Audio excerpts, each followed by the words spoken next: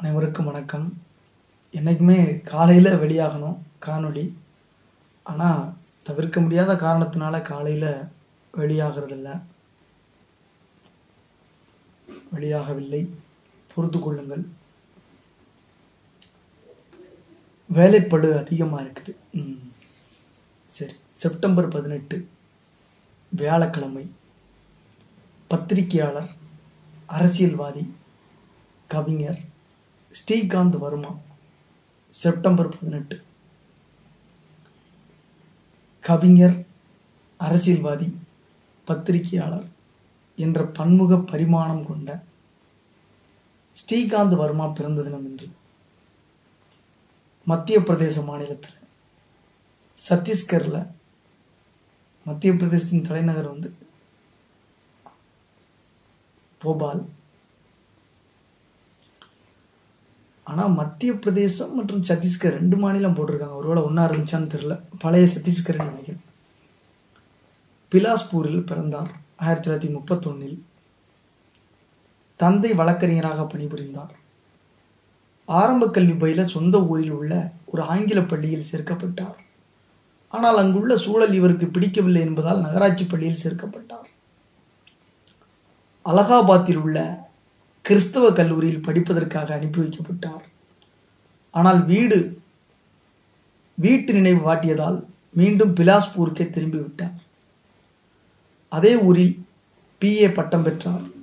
பின்னர் தொலைதூர கல்வி மூலம் நாகபுரி பல்கலைக்கழகத்தில் இந்தி இலக்கியத்தில் முதுகலை பட்டம் பெற்றார்.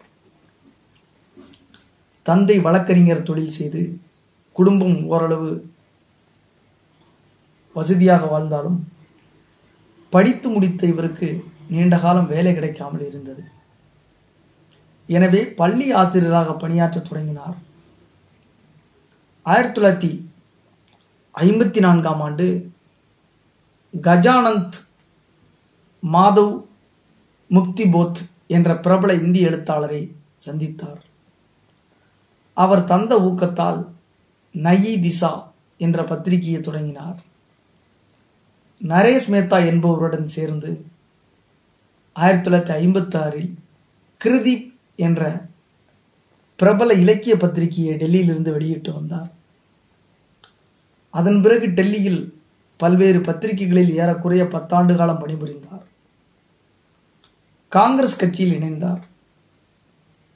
1956 முதல் 1963 வரை இவருக்கு போராட்ட காலமாகவே இருந்து வந்தது.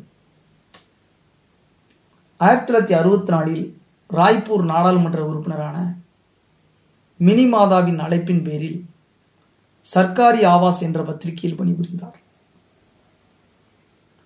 1966 முதல் 1977 வரை டைம்ஸ் ஆஃப் இந்தியா குழுமத்தின் வெளியீடான தின்மான் என்ற இதழின் சிறப்பு நிருபராக பணியாற்றினார்.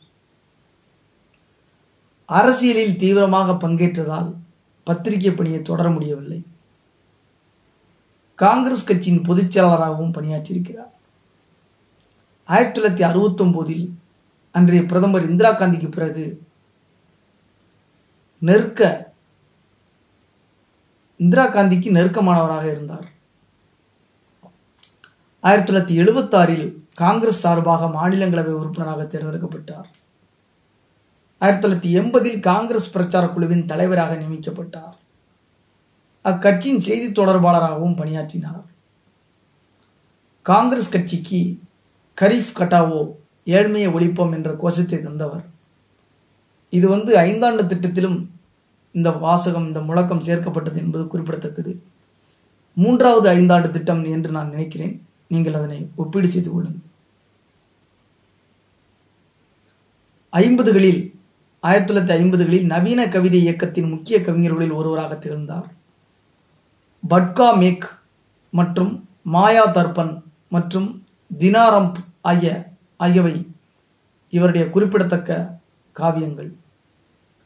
ஜாடியா ததா சம்வாத் என்பது இவரது சிறுகதை தொகுப்பு. பீஸ்வி சதாப்திகே அந்தேரே மே என்பது இவரது விமர்சன நூல். தூஸ்திரி பார் என்ற நாவல் 1968 வெளிவந்தது. இவரது பயணக் கட்டுரைகளும் மொழிபெயர்ப்பு நூல்களும் வெளிவந்துள்ளன. இவருக்கு துளசி விருது, ஆச்சாரிய நந்த துலாரே வாஜ்பேயி விருது, ஷிகர் ஜம்மான், குமார் ஆசான் தேசிய விருது உள்ளிட்ட பல விருதுகள் வழங்கப்பட்டன. இவரது மகத் என்ற கவிதை தொகுப்பு நூலுக்காக மரணத்துக்கு பிறகு சாகித்ய அகாடமி விருது வழங்கப்பட்டது. போஸ்துமஸ் அப்படின்னு சொல்லி ஆங்கிலத்தில் சொல்லுவாங்க. மரணத்துக்கு பிறகு கவிஞர், கதாசிரியர், விமர்சகர், பத்திரிகையாளர், அரசியல்வாதி என பல்வேறு களங்களில் செயல்பட்ட ஸ்ரீகாந்த் வர்மா 1986 ஆண்டு 55வது வயதில் புற்றுநோயால் மரணமடைந்தார். நன்றி, வணக்கம்.